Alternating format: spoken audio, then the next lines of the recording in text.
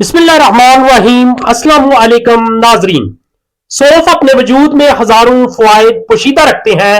अल्लाह के वली शाह शम्स तबरेज सब्जवारी ने फरमाया कि कोशिश किया करो जब भी खाना खाओ तो उसके बाद थोड़े से सौंफ खा लिया करो, क्योंकि ये तुम्हारे जिस्म और रूह को बीमारियों से पाक रखते हैं। और जो इंसान रोजाना थोड़े से सौंफ खाता है तो इसके जज्बात काबू में रहते हैं और मेदे और जिस्म की बीमारियां इन पर हावी नहीं होती, और इस वजह से इसका मूड भी अच्छा रहता है, इसकी गुफ्तार भी मीठी रहती है। और अगर तुम नजरे बद या अपने कामों में उलझन देखते हो तो कोशिश करो किसी भी वक्त खाने के बाद पानी में थोड़े से सौंफ डालकर इनको उबाल लिया करो।